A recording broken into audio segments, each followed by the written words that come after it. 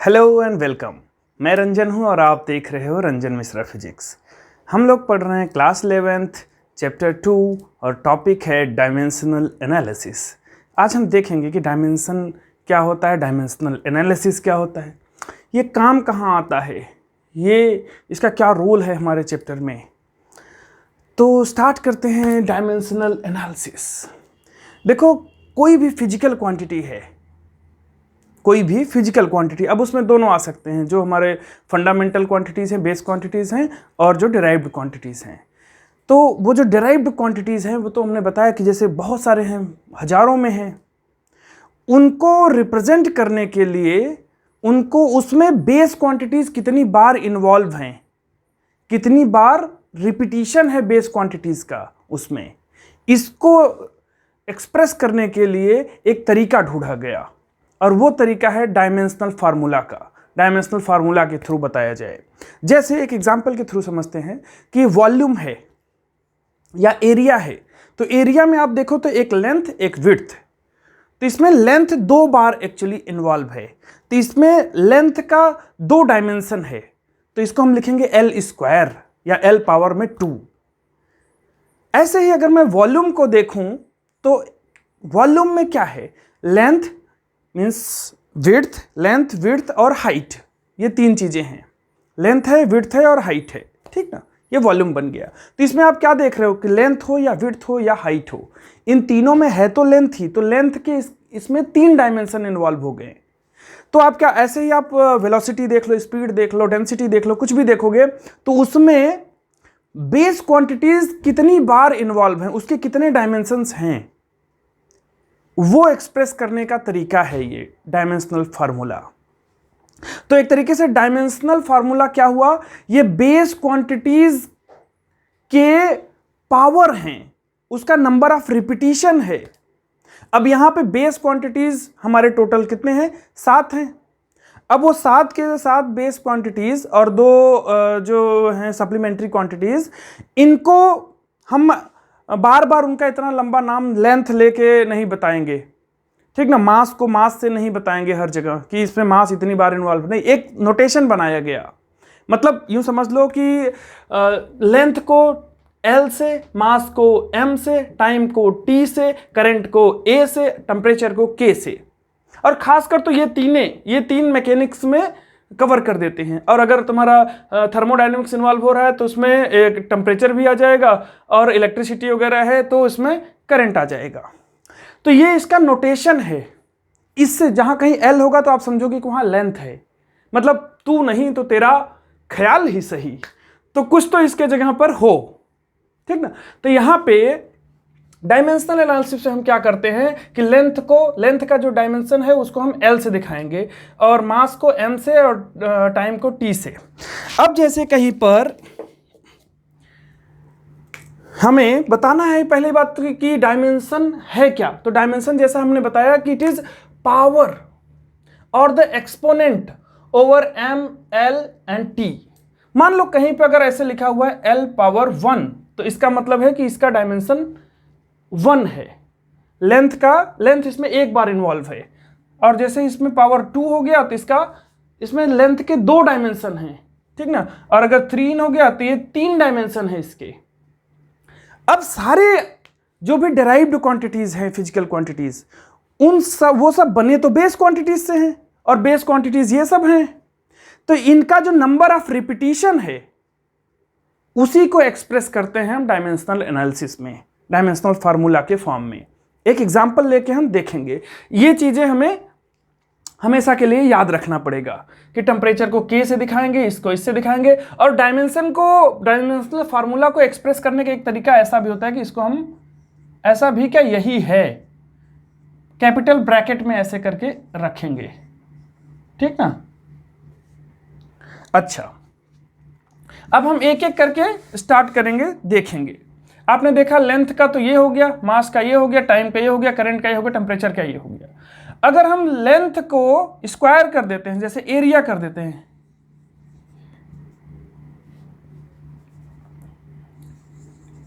तो एरिया का क्या हो गया, लेंथ इंटू विड्थ होता है, तो ये कितना हो जाएगा, लेंथ का तो लेंथ होता ही है, और इसका भी लेंथ ही है, विड्थ भी तो लेंथ ही है, तो इसका डायमेंशनल फार्मूला कितना हो गया, L स्क्वायर हो गया, मतलब L में पावर 2। या तो आप ऐसे लिखो या ऐसे भी लिख सकते हो कि m power 0 L power 2 T power what 0। Normally हम m L और T के टर्म में लिखते हैं। इवन इफ m का टर्म आप देखो इसमें नहीं है एरिया में, तो m की पावर 0 लिख देते हैं, t का टर्म नहीं है तो t की पावर 0 लिख देते हैं। ये एक तरीका है इसको एक्सप्रेस करने का। बहुत सरल चैप्टर है, बहुत आसान से इसमें कॉन्सेप्ट है, देख लेते हैं। जैसे वॉल्यूम है, अब वॉल्यूम है तो उसमें हमने बताया length into width into height होता है। तो एक्चुअली तो आप ध्यान से देखो तो ये सब के सब क्या है, लेंथ ही है। तो ये लेंथ, इसका भी लेंथ और इसका भी लेंथ, तो ये कितना हो गया, L क्यूब हो गया या L पावर 3 हो गया। ये इसका डायमेंशनल फार्मूला हो गया। ऐसे ऐसे ही करके हम कुछ बेसिक फार्मूले देख लेते हैं। बाद में हम ये देखेंगे कि इसका क्या रोल है।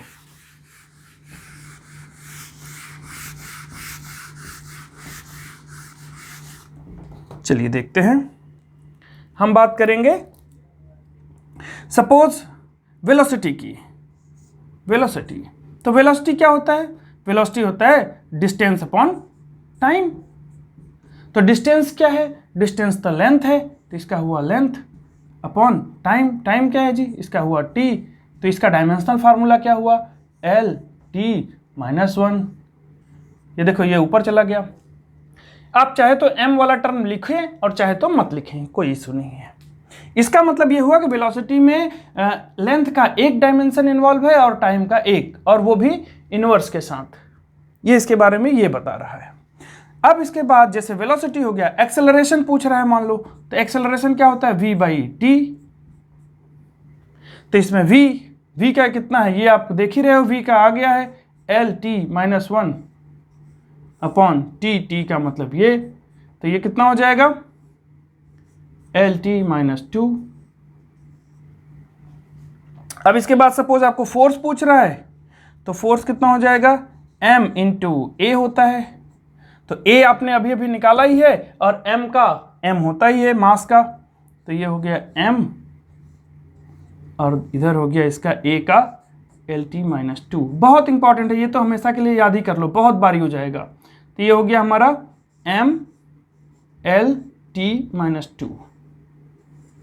ओके, अब फोर्स हो गया तो वर्क डन भी आ जाएगा।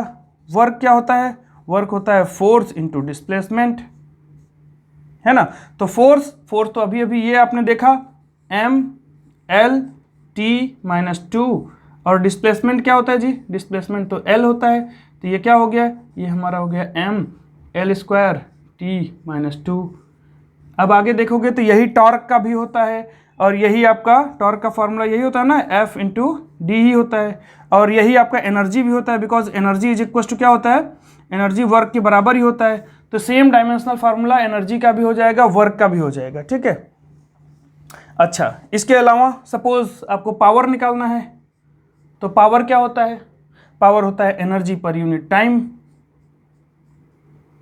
Energy per unit time, rate of dissipation of energy. तो ये कैसे निकालोगे, तो एनर्जी का हमने बताया वर्क के बराबर ही होता है, तो एनर्जी तो वर्क हो गया m L 2 माइनस 2, और यहाँ पे t, तो एक ऊपर चला गया, ये भी एक और माइनस हो गया, तो m L square t minus 3, ठीक ना।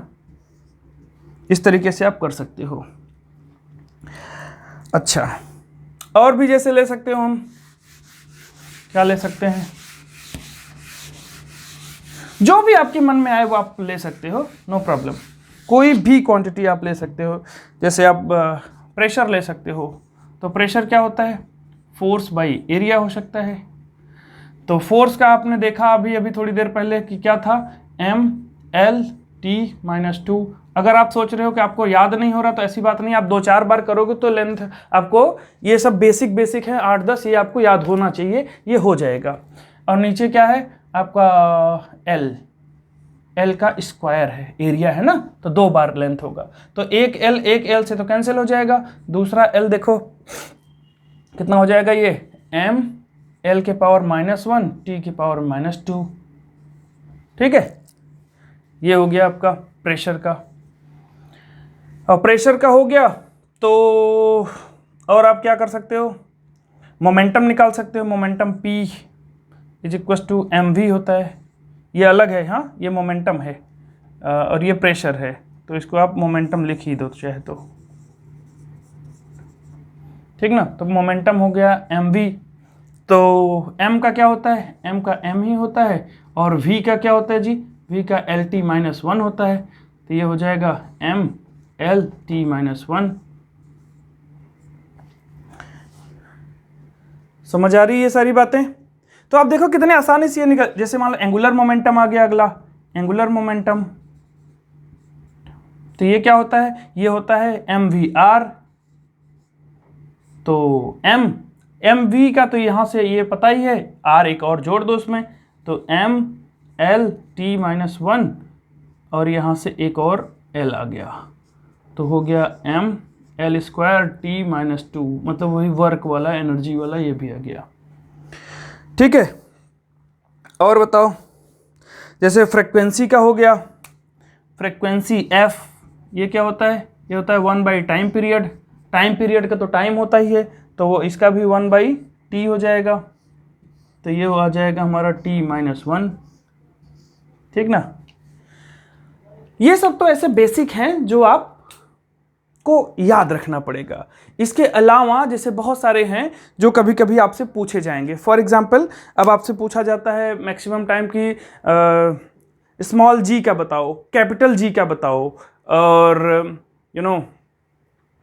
स्टोक्स लॉ में जो नीटा आता है उसका बताओ, और प्लांक्स कांस्टेंट का बताओ। तो ये सब कुछ है जो कि हम देख लेते हैं। आइए,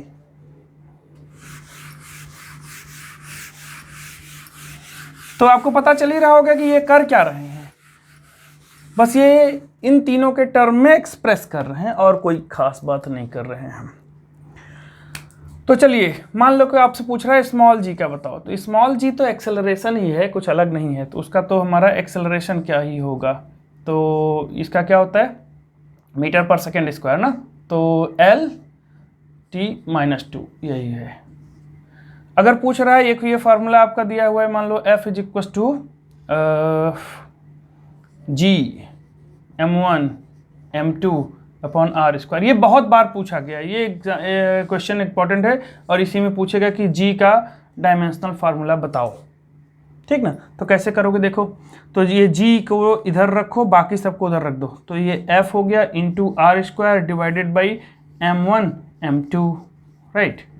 तो F का क्या होता है, F का अभी मैंने बताया था कि mLT-2, मतलब m × a, तो F आ जाता है, तो ये a है × m कर दो, और इंटू ये देखो इसका r² का मतलब क्या, l का स्क्वायर, तो ये हो गया l का स्क्वायर, और ये हमारा क्या है, ये देखो m × m, तो ये हो जाएगा हमारा m²। ठीक है, तो आप अगर इसको सॉल्व कर लेंगे तो क्या आ जाएगा, एक m से एक m कैंसिल हो जाएगा, लेकिन एक m ऊपर जाएगा माइनस के साथ, तो m-1 l के पावर में, देखो एक यहाँ पर है, 2 यहाँ पर है, तो 3 हो जाएगा, और ये -2 हो जाएगा।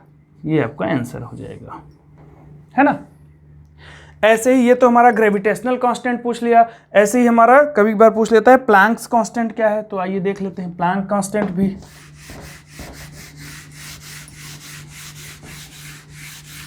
प्लैंक कांस्टेंट देख लेते हैं कि प्लैंक कांस्टेंट क्या है बहुत इजी। तो प्लैंक कांस्टेंट देखो, एक होता है एनर्जी = hf, और ये f है फ्रीक्वेंसी, ये h के बारे में पूछता है। हाँ, हो सकता है इसके बारे में भी आप ये फार्मूला भी आप नहीं जानते हो, मे बी, क्योंकि ये 12th में है, तो लेकिन उससे आपको मतलब ही नहीं है कि ये प्लैंक कांस्टेंट क्या है, प्लैंक कौन था, और ये E क्या है, F क्या है। अगर आप अभी नहीं पता है तो कोई बात नहीं, आने वाले दिनों में आप जान लोगे। तो दरअसल में डायमेंशन कॉन्सेप्ट आप यहाँ सीख रहे हो, लेकिन हर चैप्टर में जो भी फिजिकल क्वांटिटी आप मेजर करोगे, आप स्टडी करोगे, उसका डायमेंशन आपसे पूछा जाएगा, आपसे निकलवाया जाएगा, ठीक ना। तो ये हो जाएगा H = E/F। E क्या होता है मैंने बताया, वर्क के बराबर होता है, तो ये हो जाएगा m L square T minus 2 और यहाँ पे ये क्या है एफ, एफ तो फ्रिक्वेंसी है, फ्रिक्वेंसी मतलब 1/टाइम, 1/टाइम मतलब ये t माइनस 1 होता है, ठीक ना। तो ये एक t माइनस 1 एक इससे कैंसिल हो जाएगा, तो m L square T minus 1 ये आना चाहिए इसको, ठीक है। अब एक क्वेश्चन मैं आपको और देता हूं, अच्छा थोड़ा सा उसकी तरफ बढ़ जाए, मतलब अगर इसमें टेम्परेचर भी आ जाता है तो क्या करोगे, जैसे मान लो कि पूछ लिया आपसे क्या टेम्परेचर ग्रेडियंट, एक मान लो आ गया आपके टेम्परेचर ग्रेडियंट, तो ये क्या होता है, टेम्परेचर जैसे वेलोसिटी ग्रेडियंट वैसे ही टेम्परेचर ग्रेडियंट, तो कुछ नहीं, टेम्परेचर जहाँ पे आ जाए उसके जगह पे के लिख देते हैं, ठीक ना। स्पेसिफिक हीट आपसे पूछा जाएगा, जो 11th में आप सब कुछ पढ़ के आए हो उसके बारे में, ठीक ना। तो 11th में जो आपने पढ़ा है उसके बारे में आपको दिया जाएगा। तो जैसे देखो एक हम यहाँ पे बता देते हैं आपको कि टेम्परेचर ग्रेडियंट क्या हुआ, तो ये हो जाएगा हमारा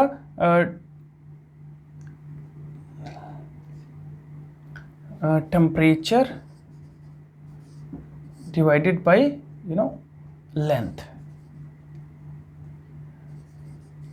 तो टेम्परेचर का हो जाएगा के, लेंथ का हो जाएगा एल, तो के एल माइनस 1 ये हुआ टेम्परेचर ग्रेडियंट का।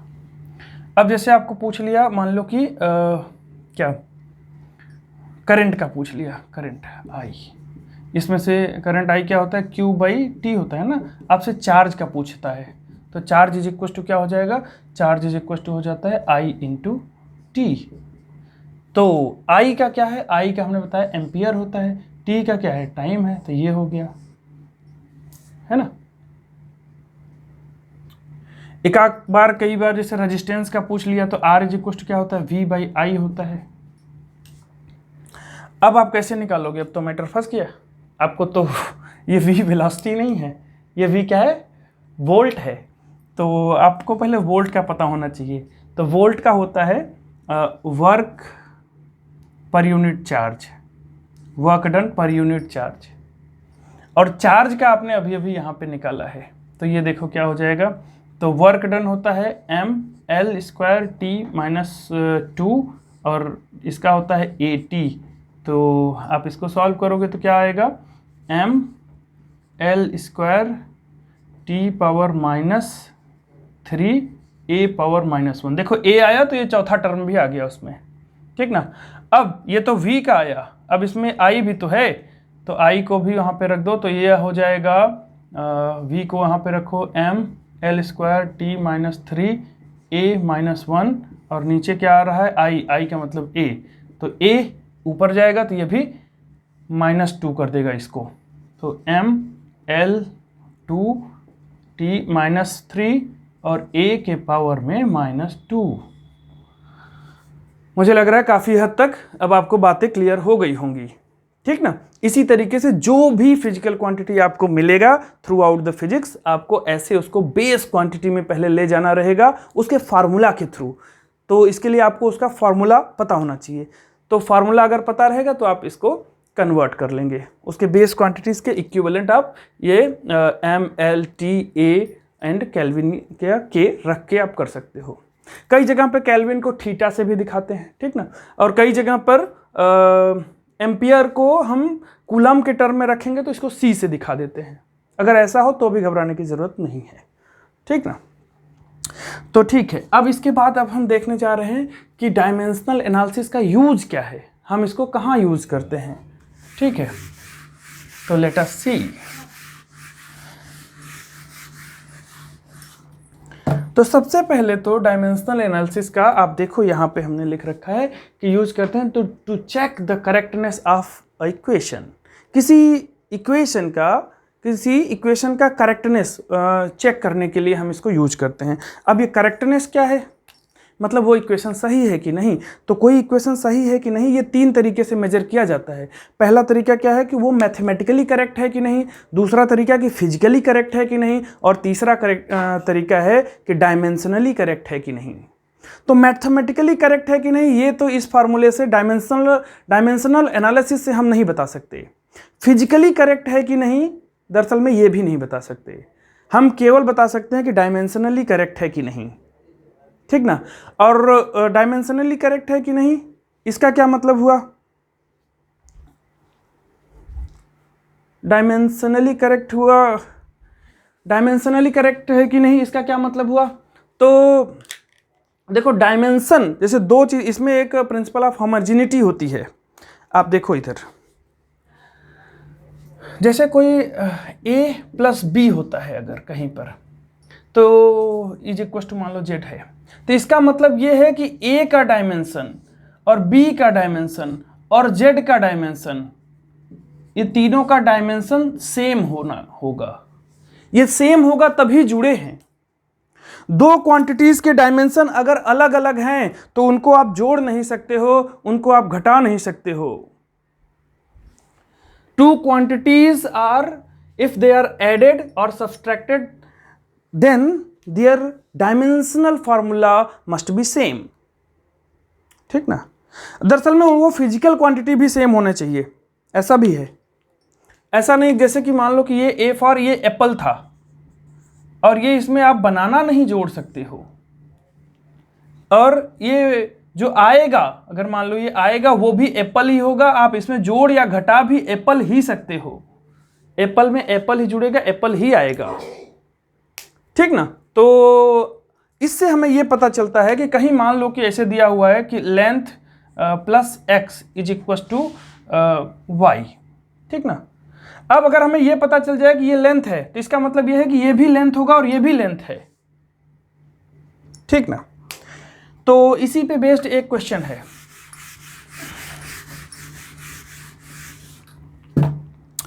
अब हमें चेक करना है कोई इक्वेशन की डायमेंशनली करेक्ट है कि नहीं। तो पहला तरीका ये था, हमने बताया कि पहला यूज है इसका ये कि to check the correctness of any equation. तो 3 तरीके से करेक्टनेस चेक होती है, मैथमेटिकली, फिजिकली एंड डायमेंशनली। तो ये डायमेंशनली चेक करके बता देगा। क्यों? क्योंकि ये जो क्वांटिटीज आपस में जुड़ेंगी उसमें, उस इक्वेशन में, उनका डायमेंशनल फार्मूला सेम होना चाहिए, और जो रिजल्ट आएगा वो उसका डायमेंशनल फार्मूला सेम होना चाहिए। अगर सेम नहीं है तो वो गलत हो जाएगा। दूसरा क्या है कि derive an equation for a physical quantity. एक कोई फिजिकल क्वांटिटी है उसके लिए फार्मूला डिराइव कर सकते हैं। ये फार्मूला कैसे डिराइव करेंगे, पहले ही हम अज्यूम कर लेते हैं कि फॉर एग्जांपल मान लो कि वो किसी बॉब का टाइम पीरियड है, ठीक ना, और वो हम मान लिया कि लेंथ पे डिपेंड कर रहा है, ग्रेविटी पे डिपेंड कर रहा है, ग्रेविटेशनल एक्सेलरेशन पे। तो वो कैसे, वो अंडर रूट में डिपेंड कर रहा है या स्क्वायर में कर रहा है, कैसे डिपेंड कर रहा है, उसके लिए फार्मूला हम इससे डिराइव कर लेते हैं, दिखाएंगे करके। और तीसरा क्या है, convert from one unit system to another unit system.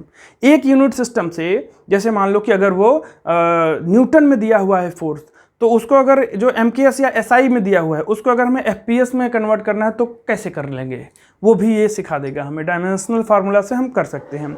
या फिर सपोज हमारा एनर्जी है वो MKS में दिया हुआ है 1 जूल, उसको हमें अर्ग में कन्वर्ट कर देना है सपोज, ठीक ना, तो कितना हो जाएगा। तो ये सब चीज़ें हम इसमें कर पाते हैं कि एक यूनिट सिस्टम से दूसरे यूनिट सिस्टम में। ये यूजेस हैं इसके, तो ये 3 इसके यूज हैं, एप्लीकेशंस हैं। लिमिटेशंस भी हैं, तो इसके बाद हम लिमिटेशन भी देखेंगे, पहले इसका यूज देख लेते हैं। तो चलिए देखते हैं कि ये कैसे करेक्ट कर देगा। मान लो कि एक इक्वेशन हमें दिया v is equal to u plus AT। हमें चेक करना है कि ये डायमेंशनली करेक्ट है कि नहीं, ठीक ना। तो कैसे करोगे आप करके देखो जरा 1 मिनट। तो वेलोसिटी है और ये भी वेलोसिटी है, ये एक्सेलरेशन है, ये टाइम है। तो हमें सबसे पहले, अभी हमें नहीं पता कि मैथमेटिकली करेक्ट है कि नहीं, लेकिन डायमेंशनली करेक्ट है कि नहीं ये हम चेक कर सकते हैं। तो इसका फार्मूला क्या है, इसका फार्मूला होता है LT-1। इसका क्या है, इसका भी हमारा LT-1 होता है। और इसका क्या है, इसका तो हमारा LT⁻⁻2 होता है, एक्सेलरेशन है ना, लेकिन ये टाइम भी है तो इसका T होता है। तो ये एक दूसरे से, ये देखो इसमें इससे मल्टीप्लाई होगा तो ये हमारा LT-1 ही आ जाएगा, ठीक ना। तो कंप्लीट हमारा ये है। तो ये देखो, ये इसके ये तीनों बराबर हैं, तो इसका मतलब हम कहेंगे कि हाँ ये क्या है, डायमेंशनली करेक्ट है। इसको हम एक और लैंग्वेज बोलते हैं कि डायमेंशनल कंसिस्टेंसी चेक करना। तो ये डायमेंशनली कंसिस्टेंट है, ठीक ना। एक दूसरा एग्जांपल देख लो, जैसे हमने बता रहे हैं कि s is equal to U T plus A T square. अब यहाँ पे हाफ ए टी स्क्वायर होता है, लेकिन हमने हाफ ए टी स्क्वायर नहीं लिखा, तो ये मैथमेटिकली तो करेक्ट इनकरेक्ट हो गया। मैथमेटिकली ये करेक्ट नहीं है, लेकिन डायमेंशनली देख लेंगे तो ये करेक्ट मिलेगा। ये देखो लेंथ का, ये तो डिस्टेंस है ना, तो डिस्टेंस का तो लेंथ होता है। और ये देखो यू टी है, तो यू का क्या होता है, एल टी माइनस वन होता है। और इसके साथ हमारा एक एल होगा, तो ये दोनों को सॉल्व करोगे तो क्या आ जाएगा, सॉरी ये t है ना, t का t होता है, तो ये एक माइनस एक प्लस ये हट गया, तो बचा केवल l। ऐसे ही यहाँ पे इसका आप देखो, तो इसके साथ में क्या आ जाएगा, एल टी माइनस वन है और एल टी माइनस टू है, और यहाँ पे क्या है, t का स्क्वायर है। तो अगेन देखो ये t का स्क्वायर इससे कैंसिल हो गया, ये भी केवल बचा l। तो मतलब इसका भी l है, इसका भी l है, इसका भी l है। तो ये क्या हुआ, हमारा डायमेंशनली करेक्ट हुआ, बट ये मैथमेटिकली करेक्ट नहीं है। अब ध्यान से देख लो इसको, ठीक है। तो इस तरीके से हम चेक कर सकते हैं कि कोई इक्वेशन डायमेंशनली करेक्ट है कि नहीं, मैथमेटिकली करेक्ट है कि, मैथमेटिकली तो नहीं बता सकते, फिजिकली करेक्ट है कि नहीं। दरअसल में ये भी डायमेंशनल फार्मूला से बताना थोड़ा मुश्किल है, हम केवल बता पाते हैं कि वो डायमेंशनली करेक्ट है कि नहीं, ठीक है। अगला हमने बताया जैसे कि इसे डेराइव कैसे करते हैं। ये दो तो एग्जांपल आपने देख लिया कि इसकी कंसिस्टेंसी बता रहा है, करेक्ट है कि नहीं, ये बहुत काम आएगा। एक क्वेश्चन भी आप इस पर चाहे तो कर लें, एक IIT JEE में पूछा गया था क्वेश्चन, ये बहुत पहले, ठीक ना। ये क्वेश्चन था कि आप जानते ही हो कि PV is equal to NRT वाला फार्मूला था, तो उसमें इसने करेक्शन किया, वंडरवाल करेक्शन के साथ PV by A by V, and ये हमारा प्लस ऐसा कुछ तो था उसमें, हाँ, into V minus B is equal to NRT, ऐसा था, ठीक ना। अब इसमें से आपसे पूछा था कि A का डायमेंशन बताओ, B का डायमेंशन बताओ। आपको पता है ये क्या है, प्रेशर है, ये क्या है, वॉल्यूम है, ठीक ना। और आपसे पूछा जा रहा है A और B का डायमेंशन बताने के लिए। तो सबसे पहले B का देखो फटाफट आ जाएगा, क्योंकि ये वॉल्यूम है तो ये भी वॉल्यूम ही होगा, तो कि उसमें माइनस हो रहा है, तो आपको V माइनस B, मतलब ये हुआ कि इसका तो हमारा L क्यूब होता है, वॉल्यूम है, तो ये भी हमारा क्या होगा, B is equal to L cube ही होगा, ठीक ना। तो V L के बराबर ही होगा, तो B का तो हमारा आंसर फटाफट आ गया L क्यूब, ठीक ना। अब हम थोड़ा सा देखेंगे A को कि A का क्या होगा, A का डायमेंशनल फार्मूला क्या है। ये अक्सर पूछा भी जाता है, इसको याद ही रखना हमेशा के लिए, अच्छे से देख लो इसको। तो ये हमारा हो गया P plus A by V, तो ये समझ लो कि ये अगर इसमें ऐड हो रहा है ना, तो इसका मतलब ये होगा कि इसका डायमेंशनल फार्मूला इसके डायमेंशनल फार्मूला के ज़रूर बराबर हुआ होगा, ज़रूर होगा, तभी ये इसमें ऐड हो रहा है। और हमें इसका पता है, इसका पता है, इसी का नहीं पता है, तो चलो उसको निकाल लेते हैं ना। तो आइए देखते हैं, तो क्या हो जाएगा, P का क्या होता है, M L minus one T minus two, यही होता है ना P का, फोर्स पर यूनिट एरिया, हाँ। और ये बराबर किसके होगा, इसके A बाई V के, तो V का क्या होता है, L क्यूब होता है, और इसका PV बाई, हाँ ठीक है, ठीक है ना। तो P plus A by V, ये V था या V स्क्वायर था, एक बार देख लेना, ठीक है, हम मान लेते हैं इसको V। तो फिर क्या हुआ, तो यहाँ से हम A निकालेंगे, तो A is equal to M L minus one, और यहाँ से ये T इधर इसके पास चले, ये आई थिंक V स्क्वायर था, ठीक ना। तो इसको स्क्वायर कर दोगे तो इस पे टोटल हमारा आ जाएगा A power V, A power L के पावर में 3 2 जा 6 आ जाएगा ना। तो यहाँ पे आ गया l के पावर में 6 और ये हो गया हमारा, देखो m l power -1 l power 6 और t पावर -2। तो ये कितना हो गया जी, तो m l के पावर में 1 तो ये प्लस हो जाएगा और ये t के पावर में -2, ठीक ना। ये आ गया आपका, तो ये a क्या आ गया और वो b का आ गया। एक बार तो ये भी पूछा था a और b का रेशियो बता दो, तो अगर a और b का रेशियो पूछ रहा है तो a/b पूछ रहा था एक बार इसी में। तो a का आपने देख ही लिया ये, और डिवाइडेड बाय b कर दो, तो b का क्या था, l³ था, तो ये l³ माइनस कर दो इसे, तो ये क्यूब, ये 3 इससे कैंसिल हो जाएगा, यहाँ 2 बचेगा, तो m l² t -2 ये आएगा, ठीक है ऐसे। तो अगला हम करते हैं एक यूनिट कन्वर्ट करने वाला बहुत आसान है, इसमें कोई इशू ही नहीं है, आप लोग कर सकते हो इसको, फिर भी थोड़ा सा हम बता देते हैं आपको। एक फार्मूला हमने आपको बताया ही था क्या, कि n1 u1 = n2 u2, ठीक ना। तो अगर मान लो तुम्हें u2 निकालना है किसी दूसरे यूनिट सिस्टम में, तो ये हो जाएगा n1 और u1 में जो भी हमारा l1 होगा उसके नीचे l2 और ये m1 के नीचे m2 और ये t1 के नीचे t2। Most of the time तो दोनों सारे यूनिट सिस्टम में सेम ही रहता है, ठीक ना। तो फिर क्या हो गया, इस फार्मूला से आ जाएगा। फॉर एग्जांपल जैसे हमें क्या निकालना था, मान लो कि हमें 1 जूल हमारा क्या है, MKS सिस्टम में या SI सिस्टम में एनर्जी की यूनिट है, और इसको हमें किस में, CGS में बताना है, CGS में कन्वर्ट करना है। या फिर मान लो 1 न्यूटन है, इसको हमें CGS में कन्वर्ट करना है। तो कैसे करेंगे, चलिए देख लेते हैं। 1 जूल आप कर लेना, 1 न्यूटन मैं कर देता हूँ। तो देखो इधर, तो n2 = n1 कितना था, 1 न्यूटन। हमें n2 में कितना होगा पता नहीं है, हमें ये पता है 1 न्यूटन, ठीक ना। और इधर कितना n2 कितना होगा, ये मान लिया हमने x होगा, u2 कितना होगा, CGS में होगा, वो हम देख रहे हैं। तो यही देखो यहाँ से, तो n2 का मतलब हमारा x, तो x = या पहले फार्मूला लिख दें, तो n2 = n1 और यहाँ से क्या हो जाएगा, न्यूटन क्या होता है जी, न्यूटन होता है kg m l t -2 होता है ना, तो होता है वो kg m/s², ठीक ना। तो अब इसी में नीचे इसको रखेंगे, kg के जगह पे क्या आ गया, ये ग्राम आ गया, मीटर के जगह पे सेंटीमीटर आ गया, सेकंड² तो सेकंड इनवर्स स्क्वायर तो वही होगा। तो ये तो इससे कैंसिल हो जाएगा, इसको सॉल्व करना है। तो ये हमारा n2 की जगह x आएगा, n1 की जगह 1 आएगा, चूंकि 1 न्यूटन को कन्वर्ट कर रहे हैं, ये x होगा जो हमें पता नहीं है, निकालना है।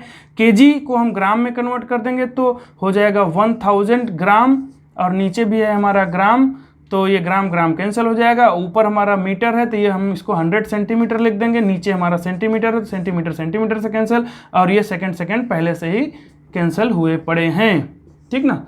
तो हमारा क्या आ गया, तो x = आ गया 10⁻³ और प्लस ये 5, क्या इसको बोलेंगे हम CGS में this much unit in CGS। अब इसका यूनिट CGS में होता है डाइन, तो इतना डाइन। ऐसे ही जब आप इसके लिए निकालोगे ना एनर्जी के लिए, तो ये 1 जूल = आता है 10⁻7 और इसको बोलते हैं अर्ग, ठीक ना। तो ये आप कर लेना। इसके बाद हम फटाफट देख लेते हैं इसका लिमिटेशन। तो लिमिटेशन मतलब कि ये कहाँ काम नहीं करेगा, तो ये काम नहीं करेगा। अच्छा एक चीज़ तो और बताना था ना मुझे, ये तो हमने ये बता दिया, ठीक ना, ये नहीं बताया। तो चलो इसको भी देख लेते हैं कि इक्वेशन कैसे डिराइव करते हैं। बड़ा इंटरेस्टिंग है ये, कि डायमेंशनल फार्मूला के हेल्प से हम कोई इक्वेशन कैसे डिराइव कर सकते हैं। आपको नहीं पता है और वो फार्मूला आप निकाल सकते हो इसको। तो डायमेंशनल फार्मूला की मदद से हम निकालने जा रहे हैं इक्वेशन। लेट अस सी कैसे निकलेगा। एक एग्जांपल हमने बताया था कि मान लो कि ये हमने वो एक्सपेरिमेंट कर रहे हैं, कौन सा, ये हमारा मास m है जो कि ग्रेविटी है नीचे की तरफ, इसका लेंथ है l और हम इसका टाइम पीरियड निकालना चाह रहे हैं। ये बहुत आता है आपके सिलेबस में, ये है ठीक ना, एक्सपेरिमेंट भी कराया जाएगा आपको 11th में ये। तो अब हम मानते हैं कि इसका जो टाइम पीरियड है, ठीक ना, टाइम पीरियड है, हमें नहीं पता कि ये L और M और G पे कैसे डिपेंड करता है, हमें नहीं पता, बट ये हम मान लिया कि ये प्रोपोर्शनल है L के पावर x होगा। और ये हम भी मान लेते हैं कि ये डिपेंड और भी कर रहा है किस पे, G पे भी कर रहा है, और वो कैसे कर रहा है, इसके पावर में y के, ठीक ना। और हम चाहें तो ये भी मान सकते हैं कि ये प्रोपोर्शनलिटी कांस्टेंट हटा सकते हैं। वैसे हमें पता है कि ये मास पे डिपेंड नहीं करता है, और आप चाहे तो मान भी सकते हैं, तो m टू पावर z कर सकते हो, लेकिन ये होता नहीं, इस पे डिपेंड नहीं करता। तो मास पे टाइम पीरियड डिपेंड नहीं करता, आप कितना भी बड़ा रखो कितना भी छोटा रखो उस पर नहीं, केवल लेंथ और g पे डिपेंड करता है। तो ये हो गया हमारा m इज इक्वल टू क्या हो गया, k l to the power x g to the power y, ठीक है। अच्छा, तो या मास पे भी आपको तो शुरुआती में पता ही नहीं है ना, तो आप मान लो, उस पे भी मान लो कि m to the power z, क्योंकि हमें तो नहीं पता है ना, तो हम पहले से कैसे जान सकते हैं कि वो डिपेंड करेगा कि नहीं, क्योंकि मासिव ऑब्जेक्ट है तो हो सकता है डिपेंड करता हो, हमें नहीं पता, रिजल्ट में जो आएगा वो देखेंगे, ठीक है। तो ये हम प्रोपोर्शनलिटी साइन हटाते हैं तो ये कांस्टेंट लगाए, ये आ गया। अब चलो इसको देखो कैसे करते हैं, इसको बस सीख लें एक बार, काम खत्म। तो t का डायमेंशन लिखेंगे तो m0 l0 t के पावर में 1, ठीक ना। और इधर देखो k का हम नहीं जानते हैं, ये छोड़ दो इसको, तो ये हुआ l के पावर में आया x, और इधर आया g होता है क्या, l-1 होता है, और इसका पावर आया y, और इधर आया m के पावर में है z। तो इन सब का पावर मैच कराते हैं, सीखना इसको, इसका क्या करते हैं, पावर मैच कराते हैं। जेड के पावर में, जेड का मतलब m के पावर में यहाँ क्या है, तो 0 है, तो सबसे पहले हमारा z आ गया एज ए आंसर, z का मतलब 0। इसका मतलब z में पावर हम 0 रखेंगे, इसका मतलब है कि z पे डिपेंड नहीं करता है ये, ठीक ना, उसका कोई पावर इसको इस पे काम नहीं करता, मतलब जेड का कोई डायमेंशन, मास का कोई डायमेंशन इसके टाइम पीरियड में इन्वॉल्व नहीं रहता है। आगे देखो, अब इससे हम एक इक्वेशन ये बन गया हमारा। दूसरा इक्वेशन देखो एल वाला, तो एल के पावर में यहाँ पे x है, यहाँ पे एल के पावर में y है, ठीक ना। तो एल के पावर यहाँ पे क्या है, 0 है इस साइड में, LHS में, RHS में देखो तो यहाँ x है और यहाँ y है, तो हम लिखेंगे x प्लस y। तो एक इक्वेशन ये बना, इक्वेशन नंबर 2।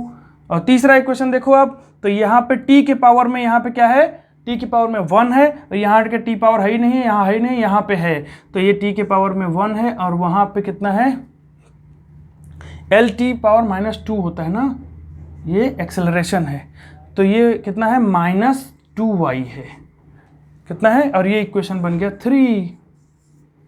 अब ये देखो यहाँ से अगर हम y की वैल्यू निकालते हैं तो y की वैल्यू क्या आती है, -1/2 आता है, और ये -1/2 अगर हम उठा के इस इक्वेशन में रख देते हैं तो क्या आ जाएगा, x की वैल्यू, तो x की वैल्यू आ जाती है 1/2, x की वैल्यू क्या आ जाएगी 1/2, और m की वैल्यू क्या आ गया, m की वैल्यू आ गई 0।